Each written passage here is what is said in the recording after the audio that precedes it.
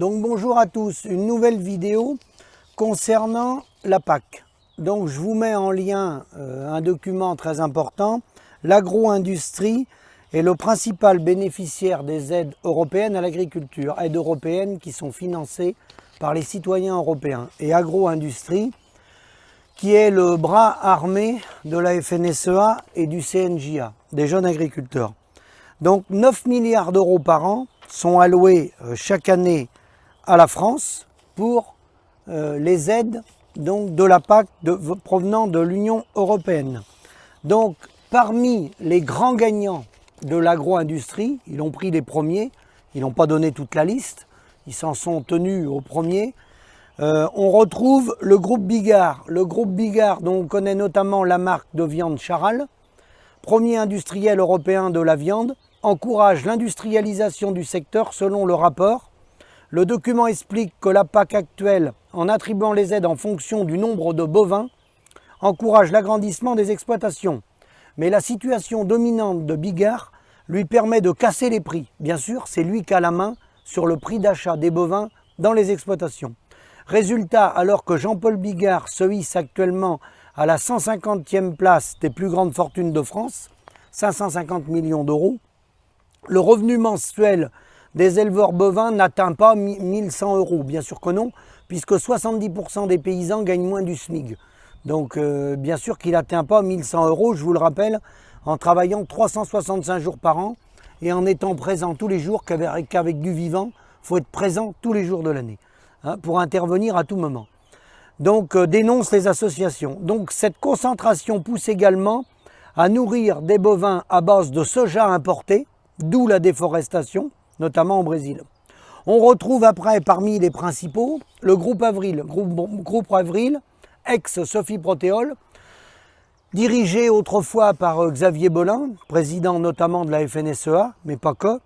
Donc le groupe Avril, pareil, grand gagnant de la politique agricole commune, puisque les cultures, les grandes surfaces favorisées par les aides de la PAC, donc 85% sont attribués en fonction du nombre d'hectares, permet au groupe Avril d'obtenir une subvention de l'ordre de 130,4 millions d'euros d'aide annuelle. Pour les productions collectées et transformées par le groupe, estime le rapport. Donc groupe Avril, grand gagnant également des subventions des aides européennes. Ensuite, autre géant épinglé par le rapport, Saveol, qui produit sous ses serres ultra technologiques et énergivores 15% de la production nationale de tomates. Si les fruits et légumes sont globalement très peu aidés par la PAC, car produite sur de petites surfaces, le peu d'aide attribué va prioritairement aux industriels comme Saveol, précise le rapport. Donc eux, à ce titre, c'est 6,7 millions d'euros pour l'année 2019. Vous retrouvez après, ils en ont trié les 5 premiers, Terros.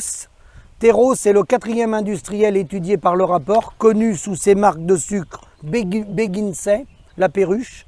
La coopérative fédère notamment les producteurs de betteraves sucrières et a donc défendu la réautorisation des pesticides néocotinoïdes. Le modèle de Terros est fondé sur l'exploitation de l'environnement et profite donc du fait que les aides européennes ne sont pas assez conditionnées au respect des normes environnementales. Donc Terros, c'est 45 millions d'euros d'aides diverses provenant de la PAC. Ensuite, le rapport notifie Agrial.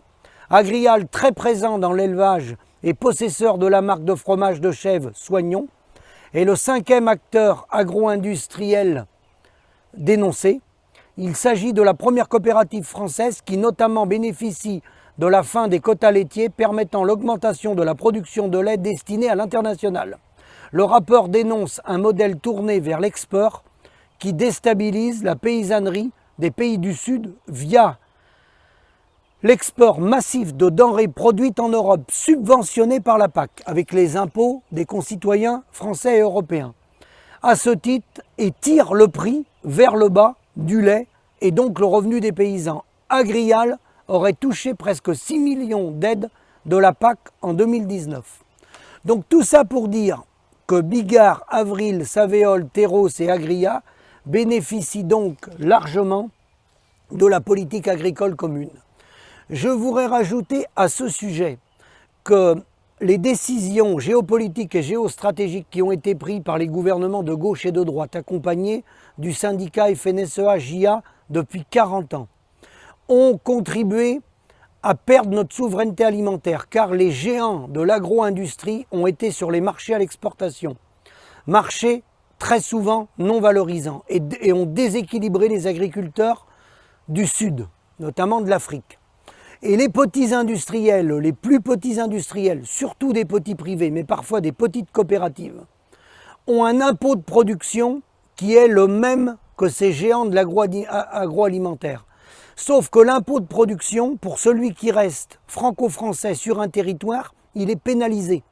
Parce que ces géants-là, qui ont placé des plateformes sur le plan européen, voire mondial, ont des impôts de production dilués, beaucoup moins élevés. C'est-à-dire qu'ils ont installé des outils, beaucoup dans les pays de l'Est, mais pas que, un peu partout dans le monde.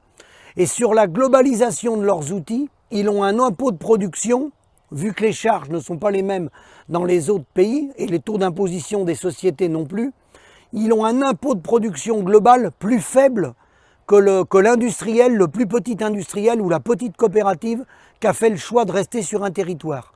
Donc quand on nous dit qu'on perd notre souveraineté alimentaire et qu'il faut revenir vers une agriculture de territoire, eh bien, je vous apporte la preuve que le syndicat et les politiques, je dis bien les politiques, tous les politiques confondus, qu'ont dirigé ce pays, en passant par Raymond Barre, Jacques Attali, tous les penseurs ultra-libéraux qu'on a eus au pouvoir, ils ont tous concentré la production sur des gros outils qui ont été à l'international et ils ont détruit les petits outils industriels qu'on avait, que ce soit les abattoirs ou les petites laiteries.